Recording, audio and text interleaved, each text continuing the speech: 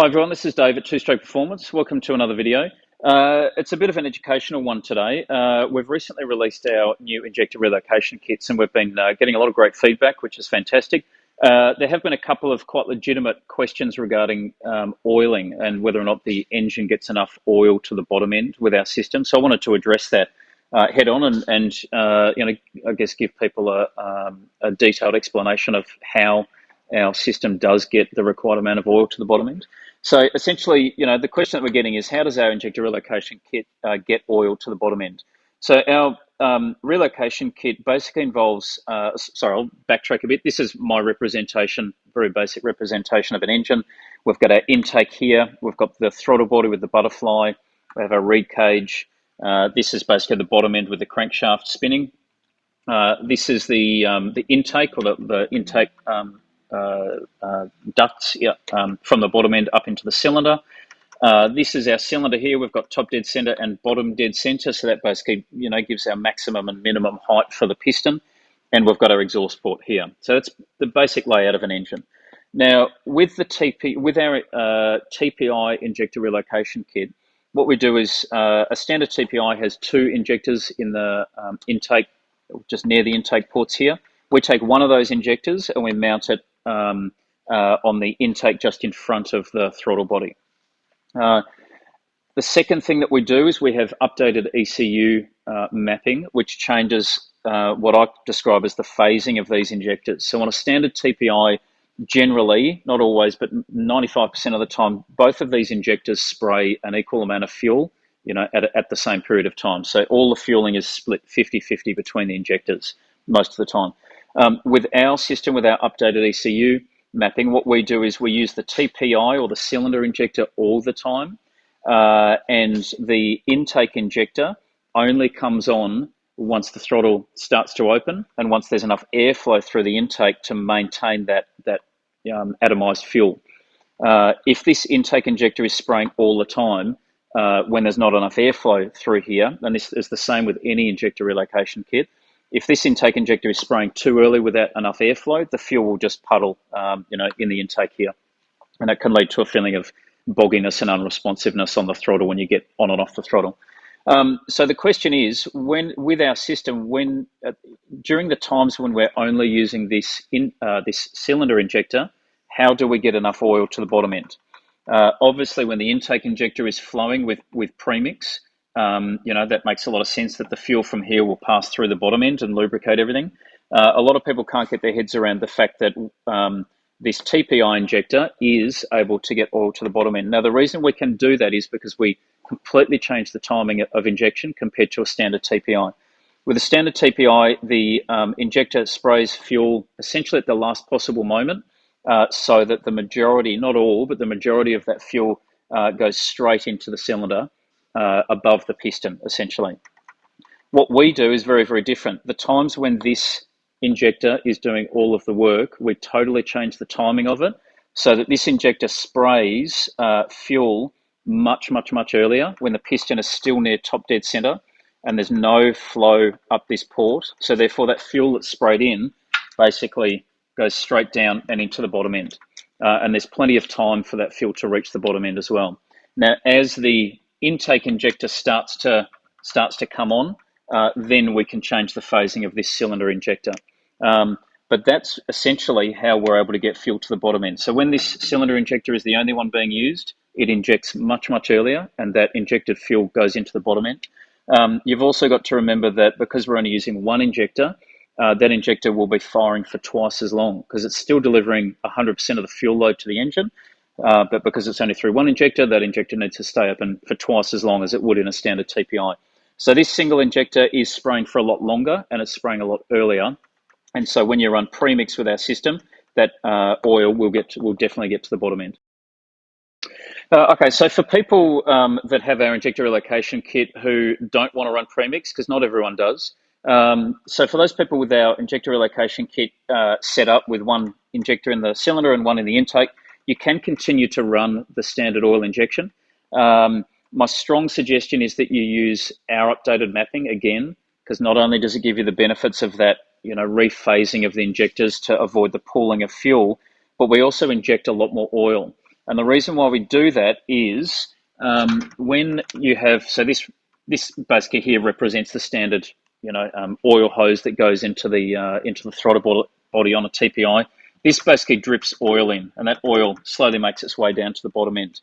On a standard TPI, you do get some fuel reaching the bottom end, but not a huge amount. Be a relatively small percentage of the whole total fuel load actually hits the bottom end. And what you've got to understand is that fuel is a solvent, and it will essentially dissolve and wash away any oil that's floating around. So with a standard TPI, you can get away with a fairly limited amount of oil through the oil injection system. As soon as you start to inject fuel through the intake as well, and quite large quantities of it, that fuel will start to wash away the oil a lot faster. So you can continue to run the oil injection, no worries at all. It's very, very reliable. But when you run our updated ECU mapping along with our relocation kit, we pump in a lot more oil here. So that extra oil that's coming in that is being washed away by the fuel will help to lubricate everything properly. So you can continue to run injection. Our ECU mapping gives you a lot more oil to make the engine safe. If you were to run our injector relocation kit with the standard ECU and the standard oil volume that came through here, my suggestion would be that you at least run a combination with a little bit of premix, just so that you can get that extra little bit of oil to the bottom end. But generally when people ask us, we will always strongly suggest that you run our own ECU mapping for the advantages of the injector phasing, but also for the extra oil that you get, and as well the extra performance, because there's a big difference in the fueling and the ignition curves over stock as well. So the next thing that I wanted to talk about, and I've seen a few comments regarding this, it's to do with the pooling of fuel, that I've described in other videos regarding our relocation kit. I've heard a couple of people, or read a couple of people say that it's only our relocation kit that suffers from pooling of fuel because we put the injector in front of the butterfly, and that other relocation kits that have the injector between the butterfly and the reed cage don't suffer from pooling. Now that's incorrect, and not just knock the other kits, but basically any injector relocation kit that puts the injector anywhere outside of the reed cage is going to suffer from pooling to some degree, especially if you have not one but two, injectors spraying vertically downwards, in a fairly narrow tract with limited airflow. So obviously when the throttle is wide open, any one of these setups will have enough airflow to maintain good atomization of the fuel. But when the throttle is barely open, or if you back off the throttle coming into a turn, what happens is the fuel that's injected down here, there's not enough airflow to maintain good atomization, so it basically hits the floor, and forms a puddle. And exactly the same thing happens when the injector is just in front of the reed cage. Simple reason being that the reeds aren't always open, and whether the injector is here or here, they both are subject to the same airflow. So regardless of which type of injector relocation is fitted, both types, or any type, is going to be subjected to some sort of pooling of the fuel when there's minimal airflow going through the intake tract. Doesn't matter if the injector is in front of the butterfly or behind. If there's hardly any airflow going into the engine, that fuel is going to hit the floor and sit there until the throttle's open and until airflow starts to increase again. So again, that's another reason why we don't insist on it, but we strongly recommend that people use our updated ECU tune, because it does turn this intake injector off at times when there's just not enough airflow to maintain good atomization of the fuel. So getting back to the, original point, as I said, some people were saying that our setup was more prone to pooling than other injector relocation kits. It's not. They're all the same. Our one just addresses it slightly differently by also offering an updated ECU tune to resolve that situation. Okay, so people that are still watching the video at this stage, I'm going to get a little bit more technical and talk a bit more about how standard TPI works. And by default, I think that'll give you a better understanding of how that makes our setup different to standard and how our setup works.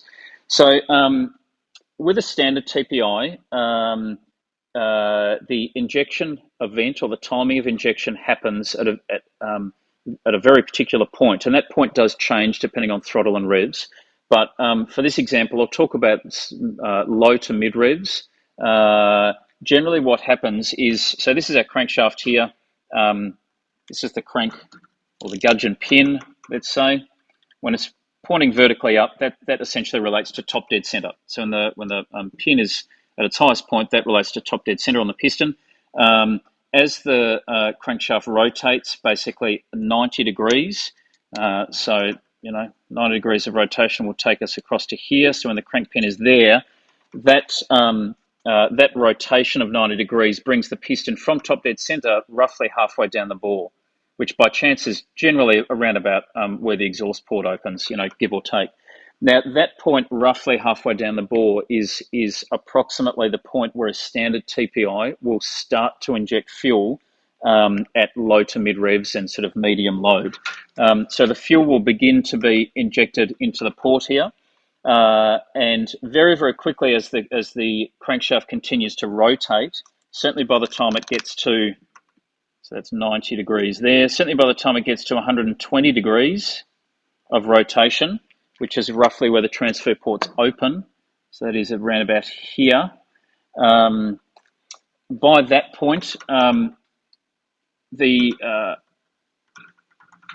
this is, again, it's a fairly simplistic explanation. I know that, two-stroke tuners will know, or some two-stroke tuners will know this isn't entirely true, but generally once the piston starts to uncover that port, there will be enough flow up through here to basically collect all this fuel and deposit it on top of the piston. It doesn't work 100% like that, but there's no point getting into any more detail than that. So essentially that TPI, standard TPI injection event takes place so that almost all of the fuel ends up on top of the piston, sort of as quickly as possible.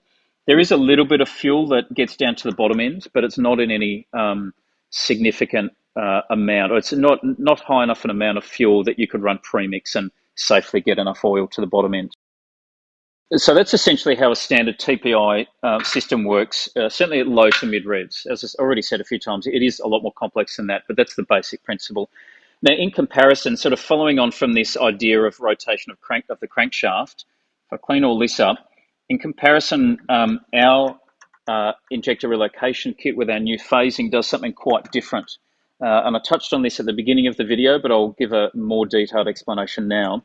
So with our injector relocation kit, at the times when the cylinder injector is the one that's doing all of the work, rather than firing at around about 120 degrees 90 to 120 degrees of rotation, our injector is timed so that it actually fires about 30 degrees before top dead center.